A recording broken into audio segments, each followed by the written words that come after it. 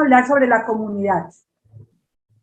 Le he puesto como esta introducción, ¿cómo hacer? ¿Es posible hacer iglesias en casa que se dediquen a ser y a hacer verdaderos discípulos de Jesús hoy? Eso es un gran desafío, porque vivir juntos como familia, en la casa, en los grupos, en el trabajo, con los compañeros de estudio, etcétera.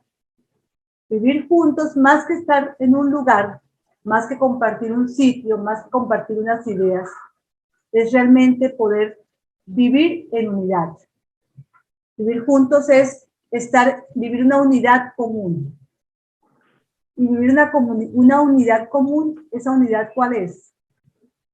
Vivir el amor. Y ese es un verdadero desafío, porque unidad es estar juntos, pero viviendo como algo en común, pero viviendo unidos. Y hoy en día, lo que vivimos es completamente opuesto, sobre todo ustedes como jóvenes, la cultura, el medio en que vivimos es completamente opuesto, es división. Esa división la vemos hoy. Aquí me traje algunas imágenes para compartirles. Vivimos en una cultura, en medio de unas ideologías, en medio de unas situaciones que ocurren allá afuera, fuera de nuestro hogar, de nuestra familia, de nuestro grupo, nuestra comunidad, vivimos unas situaciones que eso que ocurre allá afuera nos afecta a todos los miembros de la comunidad aquí adentro. Veámoslo por qué. Vivimos en un mundo completamente dividido, polarizado, ¿sí? Ahí veo algunas imágenes, por ejemplo esta es una imagen de la primera línea, ¿se acuerda? Todo este tema de la primera línea, los grupos que pretenden y que han creado unas divisiones grandes entre los pobres y los ricos. Entonces los pobres se levantan contra los ricos y todos hemos sido testigos de toda esta situación, o sea, división. Esas divisiones que son en medio de un mundo hostil, de una hostilidad, de agresividad, y todo eso se va instalando en nuestros corazones.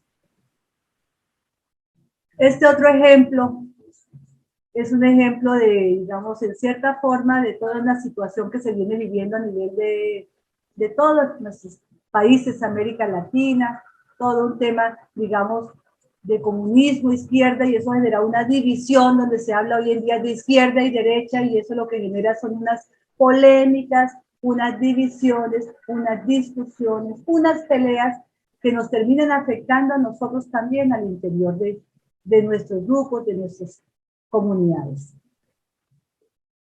Esta es otra imagen similar, un país completamente polarizado, dividido, izquierda, derecha, y esa polarización de pensamientos nos generan unos enfrentamientos entre nosotros, peleas y discusiones. Otro ejemplo muy común entre nosotros, todo el tema de la ideología de género, ¿sí? Todo esto para mostrarles que las divisiones y la polarización y toda esa genera desconfianza, genera en lugar de generar unión, unidad, lo que genera es desunión. Y eso que ustedes y nosotros vivimos hoy, ustedes como jóvenes, y nosotros también hoy, no es algo que ocurre en esta época, no es algo nuevo, eso es algo que siempre ha existido, que cada generación en cada época lo ha vivido, de una u otra manera siempre lo han vivido. Y a veces hasta pensamos, bueno, eso es lo normal, eso es lo que debe suceder, así es como vive el mundo. Entonces, me voy a retroceder y voy a ir al mundo bíblico. Ese mundo bíblico, que es la historia, son puras historias de divisiones que han existido desde los orígenes de la humanidad. Y de eso es de lo que narran todas las sagradas escrituras. Divisiones. Cómo esas personas, incluso ese pueblo de Dios que se estaba consolidando, ese pueblo que se consolidó, pero que se consolidó en medio de todas esas divisiones que se vivían en ese momento. Esta historia de un pueblo que es perseguido permanentemente desde el principio. Comenzamos desde la historia de Caín y Abel. Todos más o menos la conocen. Si no la conocen, después podemos hacer charlas más específicas. Caín y Abel, que vivían en un mundo perfecto, en un paraíso, que es el mundo ideal, idealizado por la humanidad, con un Dios en medio, pero cuando ellos decidieron apartarse de Dios y comenzaron a tomar sus propias decisiones, ¿qué pasó? Hubo ruptura, hubo diálogo, comienzan esos seres ideales, Adán y Eva, a generar conflictos entre sí. Cuando Dios le dice a Adán, oye, yo no te había dicho que no probaras de ese árbol, y él dice, no, es que no fui yo, fue la mujer. Y la mujer dice, no, no fui yo, fue la culebra. O sea, comienza el tema de la cadena de las culpas y de la desconfianza que se va generando entre nosotros. ¿Sí? Otro ejemplo de división, Caín y Abel. Caín que mata a su hermano Abel. ¿Por qué lo mata? Lo mata por celos, por puro celo, porque le había agradado más a Dios la ofrenda de Abel que de Caín, a tal punto que decide matarlo. Ruptura, división, agresividad, hostilidad. Otra historia que encontramos en la Biblia, la de Esaú y Jacob, dos hermanos gemelos incluso, que nacieron casi al mismo, nacieron de la misma madre, al mismo tiempo son hermanos gemelos, pero uno nació primero que otro y ese tenía el derecho a la primogenitura, que era una tradición en Israel. El que nació primero fue Esaú, pero Jacob, que nació de segundo, quería robarle la progenitura a Esaú y lo consiguió. Consiguió mediante un plato de lentejas que le negoció un día que llegó muerto de hambre a la casa y le dijo, dame lo que quieras, dame un plato de lentejas, pero si me das la primogenitura, y finalmente se la da y así cede su primogenitura. Y al final, cuando su padre va a morir, Isaac, lo engaña junto en complot con la madre y terminándole la bendición a su hijo creyendo que era el primogénito, pensando que era Esaú, se la da a Jacob, y eso genera un odio entre esos hermanos que Jacob tiene que huir y dura más de 40 años alejado de su hermano. Historias de divisiones, de peleas, de distanciamientos, que nada de eso es porque son datos o hechos narrados en la antigüedad, en los libros que narra la Biblia, sino que son las historias de revelación que aparecen para mostrarnos que esas situaciones que vivimos hoy son las mismas que se han vivido desde la antigüedad y cómo la han podido superar también los mismos personajes que nos narran las Sagradas Escrituras. David y Absalón, el rey David, es otra historia de división grande. Absalón quiere matar a Esaú y lo persigue para matarlo porque dice que por su culpa murió su padre, Saúl, y finalmente pues Absalón muere, pero David da muestra de cómo es el proceder ante Dios, de amar incluso a quien lo persigue. Entonces, todas esas historias incluso terminan en el Nuevo Testamento. Encontramos la historia de Pedro y Pablo, dos grandes discípulos de Jesús, dos grandes apóstoles que están siguiendo los caminos y las huellas de Jesús, pero que no se pueden ver, porque tienen unas formas diferentes de llevar el evangelio y de anunciarlo, tienen diferencias, divergencias, y esas diferentes formas de pensar generan fricciones entre ellos, y eso incluso afecta a la comunidad de Pablo y de la comunidad de Pedro, tanto que se separan. Entonces, esto es como para ilustrarles que este ambiente de división, de polarización, de desconfianza siempre ha existido, ¿sí?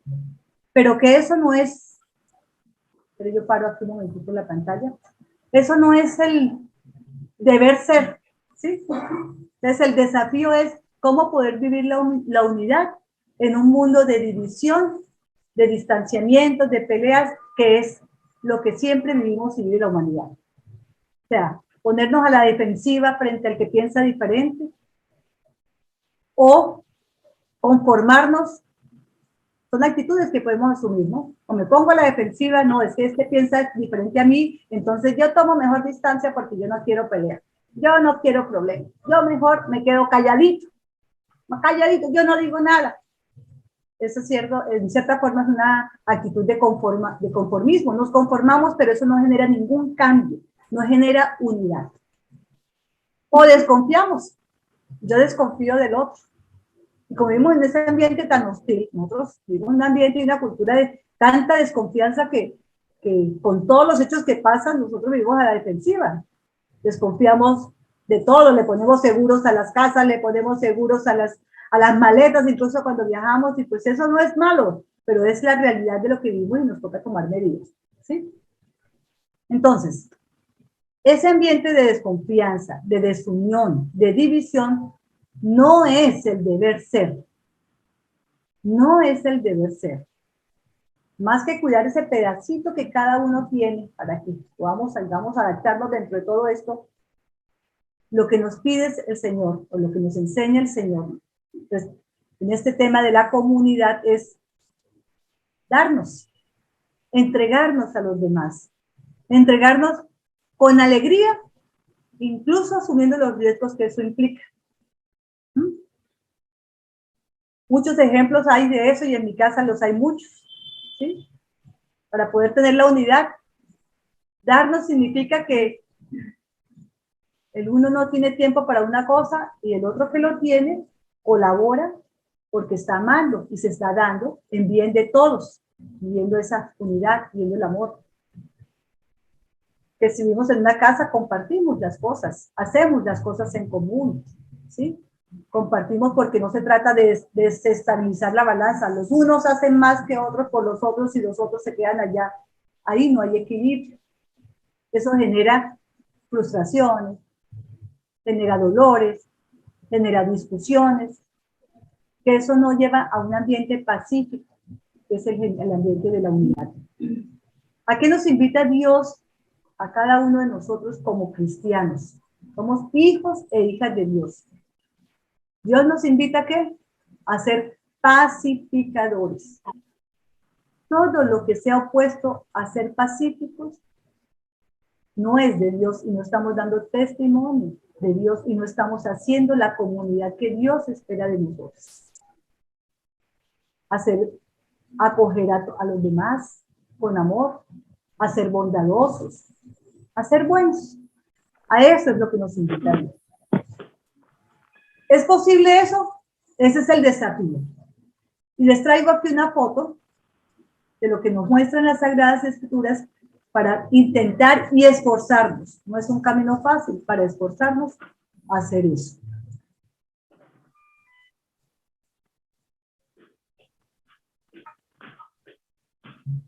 Una foto.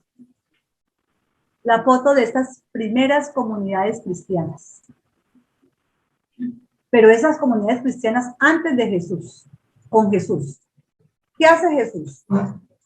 Jesús hace comunión con Dios Padre. O sea, él vive una íntima unión con Dios Padre, que es esa imagen trinitaria que ustedes conocen. Él dice en muchos pasajes, léanse en Juan, no desde el 17, léanse desde el capítulo 5. En Juan 5, 19 dice, yo no puedo hacer nada, dice Jesús, por mí mismo. Solo hago lo que veo hacer al Padre. Ya, Jesús nos está mostrando desde una comunidad de amor, que es la comunidad trinitaria, que él vive con el Padre, ya dos son comunidad, el Padre y el Hijo. Si yo no puedo hacer nada sino lo que yo veo hacer al Padre. Así como los hijos hacen lo que ven hacer los padres. ¿Cuántas veces a Daniela le dicen, a mí me dicen, uy, Daniela, ¿cómo se parece a Marta? Uy, Juan Diego, ¿cómo se parece al papá? Pues claro, los hijos hacen lo que ven hacer al Padre. Y eso Jesús lo mostraba mediante su experiencia que vivía con el Padre, se lo mostraba a sus discípulos. Yo hago lo que veo hacer al Padre. Más adelante dice, el Padre y yo somos uno, unidad. El Padre y yo somos uno. Quien ve al Padre me ve a mí. Nos está mostrando cómo se construye comunidad. Primero la hace él y la va contando. Pero luego esa comunidad que él vive, esa común unión que da la unidad de él con el Padre, de Jesús con el Padre, la traslada a la experiencia que vive con sus discípulos. Él forma comunidad de discípulos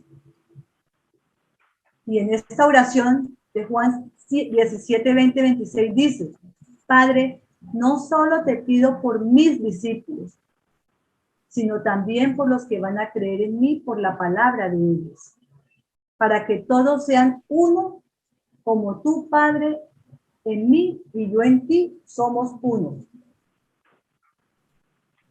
sea, él está reflejando una unidad que es esencial para ser discípulos de Jesús. Por eso yo la charla se las titulo ¿Cómo hacer una comunidad, una casa, una comunidad como verdaderos discípulos de Jesús? Para ser discípulos de Jesús es esencial, no es una opción, es esencial reflejar esa unidad con Jesús ante los demás. Eso es esencial.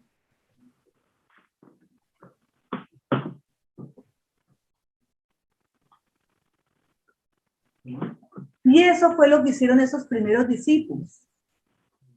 Los discípulos que vivieron, partamos esta comunidad en dos, hasta cuando vivieron con Jesús, donde Él les enseñó con su experiencia de vida, caminaron con ellos, vivieron una unión con Jesús, donde Él les iba mostrando cómo vivir esa unidad.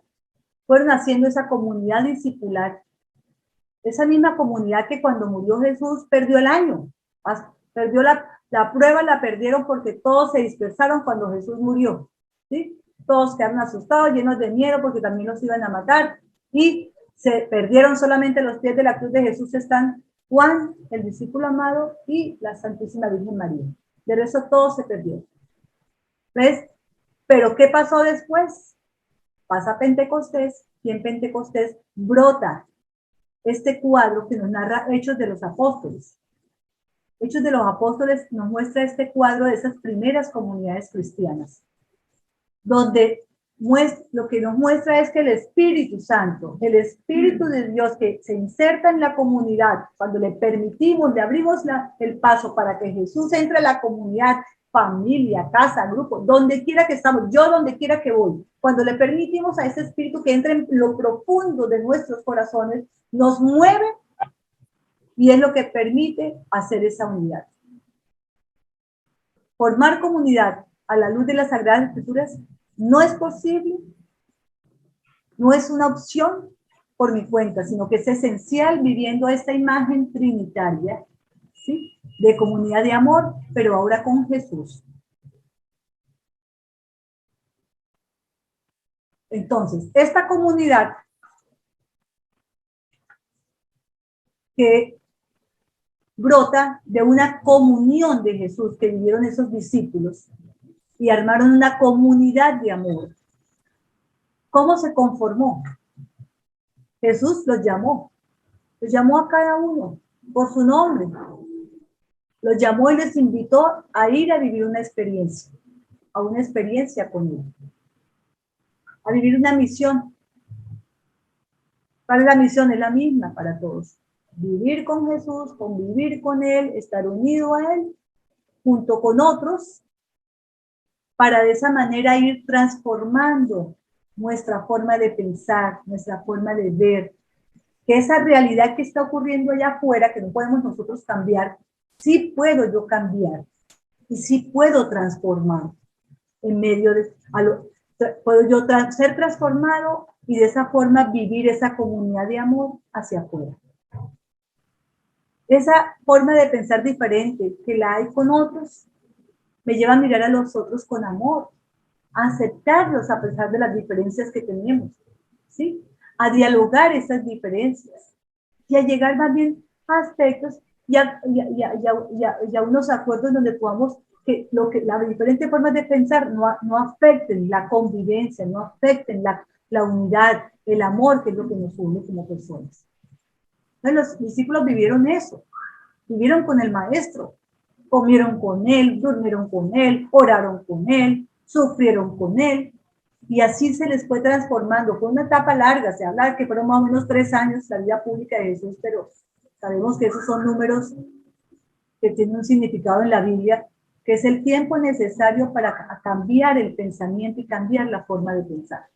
A los discípulos les llevó mucho tiempo, a nosotros nos lleva mucho tiempo, a mí me ha llevado mucho tiempo y sigo en esa tarea de dejarme transformar. A eso es lo que le llamamos conversión, a ver la vida y a cambiar esos lentes con que vemos la realidad, a dejar de ver el mal en el otro y más bien llenarme de ese amor, de comprensión, de aceptación y acoger al otro a pesar de que piense diferente. Esa es la meta para poder vivir realmente como comunidad. Esa comunidad de Jesús vivió así. Después de que murió Jesús, 50 días después, están ellos reunidos. Ellos ya han vivido una experiencia con Jesús. No se dio de la noche a la mañana el Pentecostés. Eso no sucedió ya porque llegó aquí el Espíritu Santo, nos llenó y nos iluminó y salimos. No. Eso es un camino de caminar juntos, no yo solo, la comunidad es con otros. Es caminar juntos para que juntos reunidos ocurre el milagro del Pentecostés. ¿Qué pasa en ese Pentecostés? Son llamados personas de diferentes partes del mundo. El texto bíblico habla que de Siria, de Pata, de diferentes lugares, no solamente de los judíos. Están todos congregados en un mismo lugar y todos terminan hablando en el idioma del otro. Dios nos llama a ser sus discípulos. Y en medio de esa comunidad sopla ese Espíritu Santo, porque el Espíritu Santo actúa en la comunidad. Cada uno tiene el Espíritu Santo, pero en la comunidad es donde ese fuego brota. Y los llama a ser parte de esa comunidad de todos los lugares, de todas las regiones, de diferentes idiomas, diferentes personas. Así como hoy también nos llama desde diferentes lugares, diferentes realidades, diferentes formas de pensar, diferentes ideologías de género, ideologías políticas, ideologías de cultura, todos nos llaman, no tenemos que hacer diferencia aquí, ser diferentes, no, a todos los llama por igual, para enseñarnos a desarrollar ese lenguaje nuevo, que es el lenguaje del amor. Eso es Pentecostés. Se podían comunicar el uno con el otro, a pesar de que hablaban otro idioma, idiomas diferentes. Lo que significa eso es que se comunican con el lenguaje del amor, el lenguaje del amor que brota del corazón de cada persona que llena del Espíritu Santo y que camina junto a Jesús, se deja transformar en su forma de pensar y en su forma de sentir para caminar y construir nuevos caminos de diálogo, nuevos caminos de comunicación y ser testigos. Jesús nos ya manda a todos y los mandó a ellos a ser testigos. Más que hablar de Dios y más que decir cosas de Dios, es con la vida de ellos, con las que ellos vivían como comunidad discipular, como esas primeras comunidades cristianas, a que ellos fueran testigos. Y así es que se conforma esa primera iglesia doméstica. ¿Con el fin de qué? De mantener la unidad. ¿La unidad con quién? Con Jesús. Les traigo este texto bíblico que ilumina un poquito esto que les he contado. Para que alguno, por favor, el que quiera, pues tome la palabra y lo comparta, por favor. ¿Quién lo quiere leer? Hechos 2:42, 4:32, 35. Se mantenían constantes en la enseñanza de los apóstoles, en la comunión, en la fracción del pan y en las oraciones. La multitud de los creyentes tenía un solo corazón y un solo espíritu. Nadie consideraba sus bienes como propios, sino que todo lo tenían en común. Los apóstoles daban testimonio de la resurrección del Señor Jesús con gran poder y gozaban todos de gran simpatía. No había ningún necesitado, porque todos los poseían campos o casas, porque todos los que poseían campos o casas los vendían. Traían el importe de las ventas y lo ponían a los pies de los apóstoles y se repartía cada uno según su necesidad. Palabra de Dios. Aquí, señor. Cada vez que leemos un texto de la Biblia, cuando es un evangelio, se dice palabra del Señor y respondemos gloria a ti, Señor Jesús. Y cuando es cualquier otro texto del Antiguo Testamento o del Nuevo Testamento que no sea evangelio, se dice palabra de Dios. porque es Dios quien nos está hablando o es Jesús quien nos está hablando. Entonces, miren, esta es una foto de esa comunidad primera, ¿sí? De esos primeros cristianos. ¿Qué hacían ellos como comunidad? Se mantenían constantes en la enseñanza de los apóstoles. Los apóstoles, ¿quiénes eran? Esos que habían convivido con Jesús, esos que vivieron con él durante la vida de Jesús, los que lo conocieron de primera mano, los que en cierta forma eran esas personas maduras en la fe. Entonces, primer punto, en la comunidad es importante que hayan personas conocedoras de esas enseñanzas, que tengan esa madurez, digamos, de la fe, esa madurez espiritual, porque los apóstoles eran los que guiaban a la comunidad. Ustedes hoy son unos jóvenes que están en esa búsqueda. Muy importante que como grupo y comunidad de fe y como jóvenes puedan encontrar a esa comunidad o a esos apóstoles o a esa que está reunida o en una comunidad religiosa o en una iglesia donde hayan personas más maduras en la fe que les estén orientando. ¿Y qué hacían estas personas? Hacían la comunión unión con Jesús. La imagen que les mostraba aquí, esta común unión con Jesús. La unión es con Jesús. Y Jesús nos habla ¿cómo? ¿Cómo se hace unión con Jesús? Se hace a través de escucharle, a través de su palabra, a través de sus enseñanzas. No solamente para escucharlas, sino para vivirlas nosotros mismos. Hoy, por ejemplo, el Evangelio de hoy habla de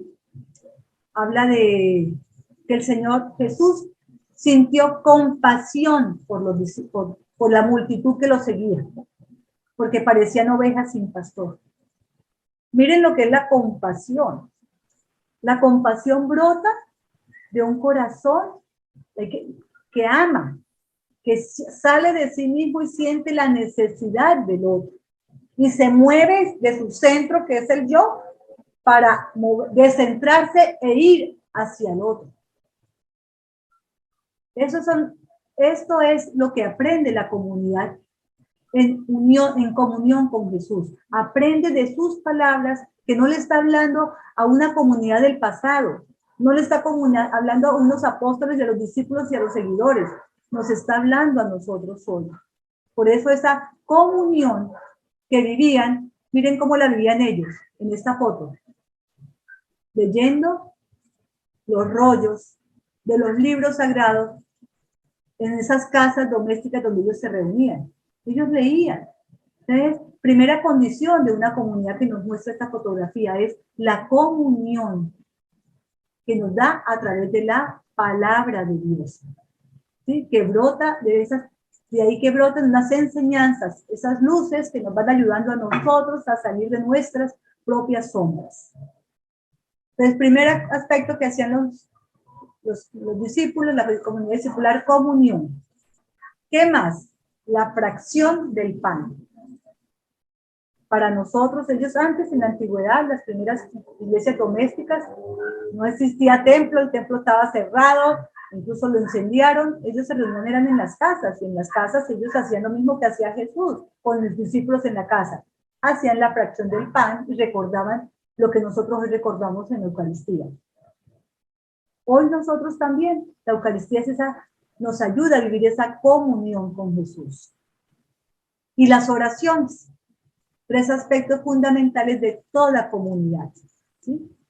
La comunión, que es viviendo a Jesús a través de las enseñanzas que nos llegan de su palabra, la fracción del pan, la Eucaristía y las oraciones. Y eso hace que la multitud tenga un solo corazón y un solo espíritu. O sea, un solo corazón y un solo espíritu. ¿Cuál es el espíritu que tenemos? El Espíritu de Dios, que nos transforma en nuestros corazones y nos lleva a actuar con bondad, a actuar con compasión, a actuar con amor. Lo opuesto a lo que vivimos, que aunque vivimos en el mismo lugar, en un mismo espacio, si no somos esa auténtica comunidad de amor, vivimos el egoísmo, la falta de solidaridad, las agresiones, las peleas. Entonces, esto nos muestra, la foto es que para poder hacer eso es esencial vivir esa comunión con Jesús, esa unión a través de la Eucaristía y esas oraciones que brotan de esos encuentros, para que podamos tener todos un solo corazón, que es unido al de Jesús, siente igual, piensa diferente y es misericordioso y todo le duele. En esta segunda parte, habla también de que esta comunidad, pues, también compartían todos los bienes entre ellos. No todo era, o sea, lo que ocurría en esa época, en esos primer siglo, a finales del primer siglo, era que los cristianos eran perseguidos y al ser perseguidos ellos tenían que abandonar incluso sus cosas, sus bienes, y terminaban conviviendo en casas de otros cristianos. Y entonces, incluso muchos eran apresados, los hombres y sus familias quedaban a expensas y a virtud de no tener a alguien que los sustente. Entonces las comunidades cristianas, todos esos primeros cristianos, compartían los bienes. ¿Por qué? Para que a ninguno le faltara nada. Es compartir lo que teníamos, es darse, es entregarse, para que todos y ninguno pase ninguna necesidad. Hoy podemos decir nosotros que pues no se trata de aplicar literalmente esto es un ideal y en su momento se tuvo que vivir así. Hoy en día no se trata de ir a vivir y a vender todos nuestros bienes para que no haya necesidad, porque aunque vendamos todo lo que tenemos, nunca se cubrirán todas las necesidades. Pero sí a vivir el amor, a vivir la solidaridad, a vivir la generosidad, y no solamente en los bienes materiales, sino en los bienes nuestros bienes morales, bienes espirituales, a compartirnos, a poder escuchar al otro, a ser compasivo, que es escuchando al otro, a ser misericordioso, que es estar ahí cerca en su dolor y en su sufrimiento. Es abrirnos a la generosidad y a la bondad.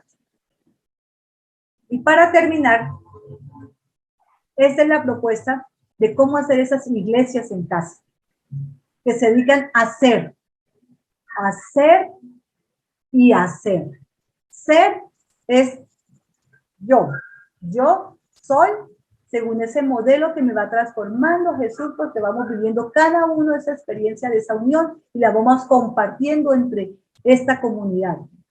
Para hacer, pues hacer es mi forma de actuar, mi forma de comportarme, hace que de verdad yo dé testimonio de ser un discípulo de Jesús. Y eso es como eso fue lo que pasó en esa primera comunidad cristiana. Eso fue como una explosión, primero una implosión, todos alrededor de Jesús, creciendo alrededor de sus enseñanzas, de su vida, y luego ellos con el Espíritu Santo como comunidad brotan y logran toda una gran digamos, transformación social, porque lo que ocurrió en esa primera comunidad cristiana fue una gran transformación. No es fácil de sostener, no les fue fácil a ellos y bueno, lo seguimos batallando cada día.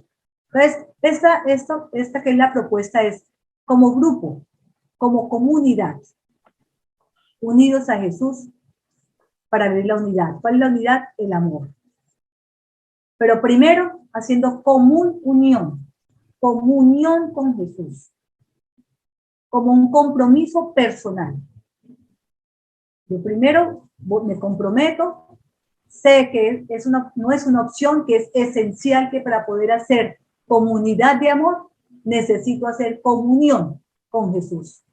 Es un compromiso personal, ir al grupo, ir a la Eucaristía, estar reunida con personas que me enseñan, estar escuchando la palabra de Dios, estarla viviendo cada momento. Eso es un compromiso, la propuesta de Jesús es total radicalidad. Los primeros discípulos no era una opción, eran totalmente radicales en la vivencia de todas las enseñanzas de Jesús. O la ponían en práctica entre ellos.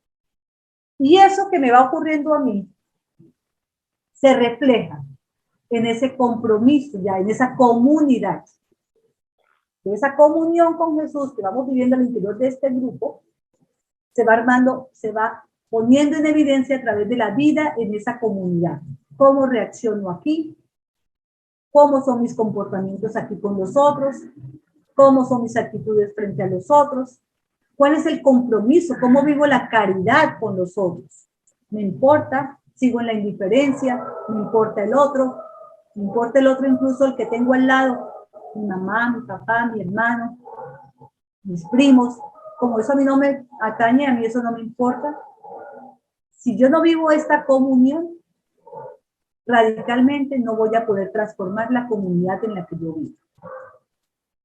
Y este tercer momento, que lo traigo adicional, lo llamo momento de la verdad, hora de la verdad.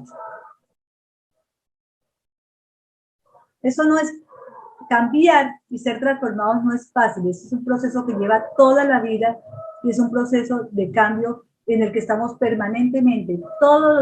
Cada día nosotros somos seres humanos en transformación, en construcción. Nos estamos dejando construir por esto que brota de nuestro corazón, que es el encuentro con Jesús a través de esa comunidad y que la pongo en práctica con nosotros. Pero yo cometo errores, tengo muchas sombras. Todos tenemos sombras, nadie es perfecto. Y a veces es bueno tener a otro, tener al hermano que me ayuda a ver esas sombras en mí.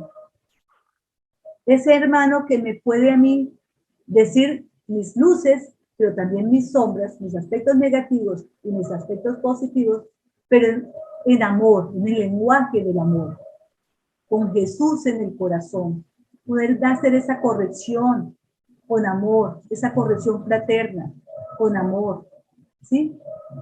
Eso es bastante exigente.